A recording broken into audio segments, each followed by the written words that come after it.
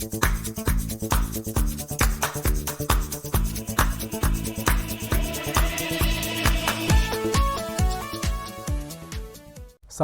warahmatullahi wabarakatuh. Jumpa lagi dalam Erdianto Effendi Channel. Kali ini kita akan bicara tentang apakah seorang yang sedang melakukan investasi atau dalam hutang piutang dapat dipenjara. Nah, ini banyak sekali dalam masyarakat terjadi persoalan seperti ini. Orang yang sebenarnya berinvestasi atau menanamkan modal atau kemudian mengajak orang berinvestasi, lalu kemudian berujung di penjara. Termasuk juga persoalan hutang piutang. Gara-gara dia punya hutang, lalu kemudian tidak sanggup bayar, itu kemudian dia di penjara. Nah, itu banyak kita dengar terjadi di masyarakat. Saya tidak tahu apakah sebenarnya yang terjadi seperti itu sesungguhnya, atau orang yang menjadi pelaku, lalu kemudian dijadikan tersangka oleh polisi dan kemudian dijadikan terpidana oleh hakim, yang salah menyampaikan informasi kepada masyarakat. Nah, kadang-kadang kan informasi di tengah masyarakat ini banyak juga yang timbul miskomunikasi. Contoh misalnya ada waktu itu kasus katanya masa pula korban perkosaan di penjara. Nah, padahal setelah saya pelajari ternyata dia di penjara bukan karena sebagai korban perkosaan. Dia memang benar dia jadi korban perkosaan. Dalam hal dia jadi korban perkosaan tentu saja dia tidak bisa dipidana, tetapi rupanya dalam kapasitas dia sebagai korban perkosaan itu, kemudian dia hamil. Nah, setelah dia hamil, kemudian anaknya lahir, dia buang anaknya itu. Nah, itu yang salah. Membuang anak itu, membunuh anak itu yang salah. Jadi dia melakukan pembunuhan terhadap anak yang baru dilahirkan. Nah, lalu kemudian di media ramai korban perkosaan di penjara, padahal bukan begitu faktanya. Nah, kembali kita ke masalah hutang piutang tadi. Orang yang berhutang pada prinsipnya tidak mampu membayar, dia tidak bisa dipenjara. Ya bagaimana orang berhutang kemudian tidak mampu membayar? Nah, bahkan itu dijamin oleh ICCPR, ya, International Covenant on Civil and Political Rights. Dijamin juga di dalam Undang-Undang Hak Asasi Manusia di Indonesia, bahwa dinyatakan bahwa orang yang tidak sanggup membayar hutang tidak bisa dipenjara. Namanya urusan hutang piutang, namanya urusan hutang piutang, namanya urusan perjanjian, namanya juga termasuk tadi investasi. Itu adalah hal-hal yang berkaitan dengan persoalan hukum perdata, persoalan bisnis. Orang sama-sama menanamkan modal, kemudian buat pabrik misalnya. Lalu kemudian di dalam perjalanan pabriknya rugi, bangkrut. Ya sama-sama dong menanggung resiko. Nggak bisa kemudian bilang, aku kalau gitu ditipu. Nah, sama kayak cerita saya sebelumnya ya, terkait dengan investasi yang ditawarkan oleh seorang ustadz misalnya, itu dianggap sebagai penipuan. Enggak, walaupun di dalam istilah sehari-hari kita mengenal yang namanya penipuan dalam istilah sehari-hari itu sangat luas. Misalnya dibilang orang, kita berjanji misalnya dengan kawan, lalu kemudian dia tidak tepati janji jamnya. Kita janji jam 4, dia datang jam 6. Kita bilang, nipu kamu. Gitu kan bahasa sehari-hari, tapi dalam istilah istilah hukum pidana itu tidak penipuan namanya. Nah, kembali soal piutang, hutang piutang dan investasi tadi. Nah, itu tidak bisa dianggap sebagai penipuan, tidak bisa dianggap sebagai penggelapan kalau orang resiko bisnis, kalau sama-sama rugi. Nah, macam mana mau dibilang penipuan? Tetapi jangan salah juga, bisa investasi itu dianggap sebagai penipuan kalau, begini, catatannya begini. Misalnya saya punya perusahaan, kemudian mengajak orang, ayo kita invest di perusahaan saya, silakan nanam saham. Lalu kemudian saya janjikan, saya bilang bahwa perusahaan dengan Anda menanamkan modal di perusahaan saya, setiap bulan Anda akan mendapatkan untung 10 juta. Saya tidak menjelaskan resiko bisnisnya. Kalau saya tidak menjelaskan resiko bisnisnya, orang menanamkan saham, dan saya menjanjikan pasti bahwa Anda akan dapat 10% setiap bulan, itu namanya bunga. Dan ini bukan urusan bunga, kita bukan bank, kita tidak boleh membuat seperti itu. Kalau yang boleh bunga itu secara hukum ya, bukan secara agama. Secara agama kan bunga dilarang ya, riba namanya. Tapi secara hukum negara kita, bunga bank atau bunga koperasi itu diperbolehkan.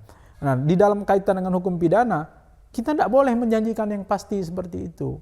Nah, yang pasti seperti itu, kalau kemudian ternyata tidak, namanya investasi kan tidak pasti. Nah, bahwa kita dapat untung atau tidak dapat untung perusahaan ini, yang kita kerjakan ini, nah itu kan tergantung bagaimana persoalan bisnis. Nah, kalau kemudian ternyata saya menjanjikan bahwa untungnya 10%, lalu kemudian tidak tepat, saya bilang misalnya, kalau nanam ini dia akan begini, nah itu termasuk penipuan. Karena apa? Karena ada keadaan palsu, ada tipu muslihat, ada rangkaian kata bohong, janji-janji yang sebenarnya pasti tidak mungkin diwujudkan. Kalau saya bilang misalnya dengan uang 10 juta, Anda nanti akan dapat 100 juta, dan itu menurut hitung-hitungan bisnis itu tidak mungkin dicapai, tapi saya menyampaikan itu, maka itu masuk sebagai penipuan. Nah, itu investasi yang bisa dianggap sebagai bisnis. Tapi kalau investasi kemudian rugi, maka rugi harus rugi bersama.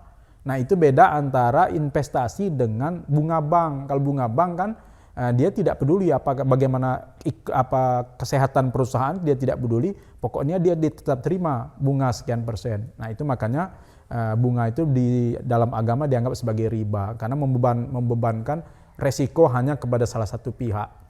Nah, kalau di dalam investasi itu kan resiko antara kedua belah pihak. Ketika sama-sama mengikatkan diri akan membuat suatu perusahaan, suatu usaha, kita siap sama-sama untung dan siap sama-sama rugi.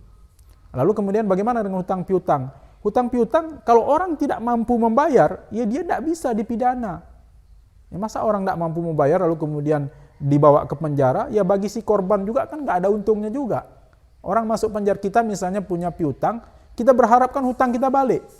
Bukan berharap orang itu masuk penjara sebenarnya.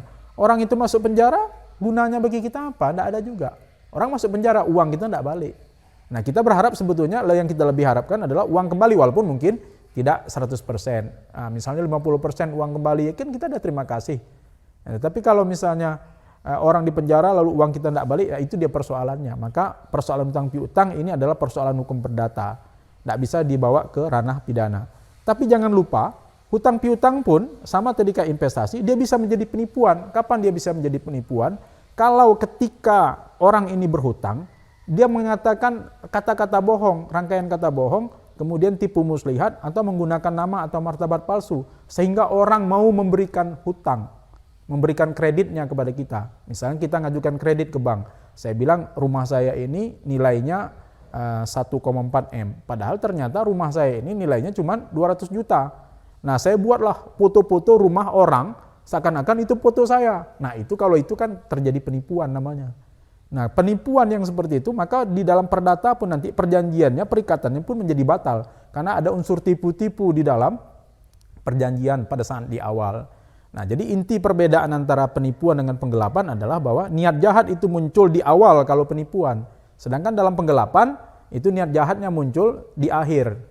Nah, kapan hutang piutang atau investasi itu menjadi penggelapan? Nah, penggelapan itu adalah dengan sengaja dengan maksud memiliki barang sesuatu atau seluruhnya milik orang lain yang ada dalam kekuasaannya dengan yang ada bukan karena kejahatan. Jadi memiliki barang intinya di dalam penggelapan. Kalau dalam penipuan itu adalah menguntungkan diri sendiri atau orang lain untuk menggerakkan orang, menyerahkan barang, atau menghapuskan hutang atau menimbulkan piutang dengan jalan menggunakan 3 modus tadi. Nah, sedangkan dalam penggelapan ini, setelah barang itu sah di tangan, baru kemudian dia menyelewengkan, perduistering di dalam bahasa Belandanya. Jadi dalam penggelapan itu awalnya baik-baik, ya orang kan begitu, dalam hutang piutang ketika orang minjam duit sama kita, ya setengah mati baiknya kan, tetapi kalau sudah membayar hutang itu paling berat. Pada umumnya orang sulit untuk melunasi hutangnya. Nah, kalau betul dapat dia buktikan bahwa dia tidak mampu membayar hutang, maka itu tidak bisa dipidana. Nah, tetapi kapan dia bisa dipidana? Nah, ini kan ada perbedaan antara wan prestasi dengan perduistering atau penggelapan. Wan prestasi itu ada 4 bentuknya. Pertama, memenuhi kewajibannya tetapi terlambat. Yang kedua, memenuhi kewajibannya tetapi sebagian dari yang seharusnya dipenuhi. Yang ketiga, memenuhi kewajiban tetapi sesuatu yang lain daripada apa yang diperjanjikan. Yang keempat, sama sekali tidak memenuhi kewajibannya. Nah, sama sekali tidak memenuhi kewajibannya, ini ada irisannya dengan tindak pidana. Nah, kapan dia bisa jadi tindak pidana? Yang nomor 4 tadi, wan prestasi yang nomor 4, dia bisa jadi tindak pidana. Kalau, tadi dengan catatan, kalau dia memang betul-betul tidak mampu memenuhi kewajibannya, karena dia tidak mampu, maka dia tidak bisa dipidana. Nah, itu namanya masih perdata. Orang tidak bisa dipidana kalau dia tidak mampu, itu dijamin oleh hak asasi manusia, undang-undang hak asasi manusia. Tapi kalau ternyata dia mampu membayar, dia mampu melunasi, dia sengaja tidak mau membayar, sengaja tidak memenuhi kewajibannya, maka dia masuk sebagai penggelapan. Nah, misalnya jatuh temponya dia membayar pada tanggal 1 Maret. Ini utang piutang nih, perjanjian utang piutang. Pada tanggal 1 Maret dia seharusnya melunasi, tapi sampai tanggal 1 Mei dia tidak melunasi. Ini bisa menjadi one prestasi, tapi dengan catatan. Ditanya, kenapa dia tidak mau membayar? Maka di dalam praktek ketika orang sudah mengangsur sebagian dari kewajibannya, itu dianggap sebagai adanya itikat baik. Karena unsur penggelapan itu adalah dengan sengaja memiliki secara melawan hukum barang sesuatu yang sebagian atau seluruhnya milik orang lain yang ada dalam kekuasaannya bukan karena kejahatan. Jadi kalau dia sudah ada itikat baik mengangsur atau ada pengakuan bahwa betul dia berutang, itu tidak bisa dia digeser ke pidana. Nah, tetapi tadi ingat bahwa dia bisa one prestasi sekaligus bisa dia menjadi penggelapan. Kalau dia sengaja tidak membayar, nah itu kan masuk poin one prestasi yang nomor 4 tadi. Nah, sekaligus dia ternyata dengan itikat buruk sengaja tidak membayar. Karena dalam praktek banyak orang begitu. Setelah berutang dia sengaja, aku tidak mau bayar, ngapain kamu? Nah, ini yang dimaksud dengan tindak pidana.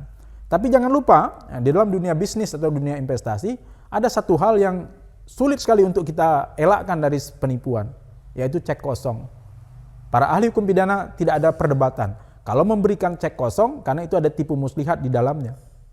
Ketika memberikan cek, walaupun dia sudah tahu bahwa saldonya tidak cukup, lalu kemudian dia berikan cek, ketika cek itu berusaha dicairkan dan tidak bisa dicairkan, maka sudah penuh unsur penipuannya untuk menghapuskan hutang. Dengan rangkaian kata bohong atau dengan tipu muslihat, keadaan palsu untuk menghapuskan hutang. Nah, di situ masuk sebagai unsur penipuan di dalam sebagaimana diatur dalam pasal 378 dalam kasus cek kosong. Nah, jadi jangan dianggap one prestasi, kemudian investasi atau hutang piutang dianggap sebagai tindak pidana. Pada prinsipnya tidak bisa, tetapi tidak mutlak, tidak absolut. Karena dalam hal-hal tertentu dia bisa menjadi tindak pidana. Nah, itulah dia bisa menjadi tindak pidana penggelapan khususnya, bukan penipuan ya. Jadi itu juga sekaligus dapat kita jelaskan perbedaan antara penipuan dengan penggelapan. Nah, demikian juga berbeda dengan pencurian. Kalau pencurian itu melawan hukum mengambilnya, kalau di dalam penipuan itu justru korban menyerahkan, dan di dalam penggelapan korban menyerahkan dengan sukarela, tidak ada perbuatan melawan hukum pada saat penyerahan, tetapi ketika barang itu ada dalam kekuasaan, barang itu kemudian digunakan seakan-akan menjadi miliknya sendiri. Bagaimana memiliki itu? Pengertian unsur memiliki adalah menggunakan barang itu seakan-akan barang itu miliknya sendiri. Bagaimana dia menikmati hasil dari kepemilikan barang itu? Nah, apakah dia misalnya menggunakan barang itu untuk disewakan kepada orang lain, kemudian bisa dia jual, kemudian termasuk ketika dia musnahkan barang itu, dia hilangkan, dia timbun di dalam tanah, nah itu dia penuh, unsur memilikinya penuh. Lalu kemudian ada juga tindakan terhadap harta benda, yang lainnya adalah perampasan. Nah, perampasan itu diatur dalam pasal 368. Nah, 368 itu adalah dengan kekerasan atau ancaman kekerasan untuk menggerakkan orang memberikan barang. Nah, jadi memberikan barangnya itu kalau di dalam pasal 378 orang memberikan barang itu sukarela karena tertipu, karena tidak menyadari dia ditipu, dihipnotis misalnya, termasuk juga di dalam pasal 378 itu orang digerakkan untuk menyerahkan barang. Nah, itu masuk sebagai penipuan. Sedangkan di dalam pasal 368 bukan karena ada tipu muslihat, rangkaian kata bohong, nama atau martabat palsu, tapi dengan adanya kekerasan atau ancaman kekerasan. Dengan sarana itu orang kemudian menyerahkan barang secara terpaksa. Dan di dalam pasal 369 orang menyerahkan barang karena diancam akan disebarkan rahasianya. Nah, jadi itulah diantara tindak pidana terhadap harta benda yang memang judulnya saja tindak pidana terhadap harta benda. Jadi sangat wajar kalau ini berkaitan dengan persoalan di dunia bisnis, investasi, utang piutang, perjanjian. Nah, tapi harus bisa kita bedakan. Dan jangan lupa bahwa walaupun perjanjian itu ranah hukum perdata, dia bisa bergeser menjadi kaidah hukum pidana dengan catatan yang tadi. Walaupun pada prinsipnya tidak bisa. Jadi dalam teman-teman yang pelaku bisnis tetap juga hati-hati dalam hutang piutang, dia bisa jadi tarik ke masalah pidana, baik penipuan, penggelapan, ataupun pencurian. Demikian untuk kali ini, semoga bermanfaat. Salam dari Pekanbaru, dari Provinsi Riau. Assalamualaikum warahmatullahi wabarakatuh.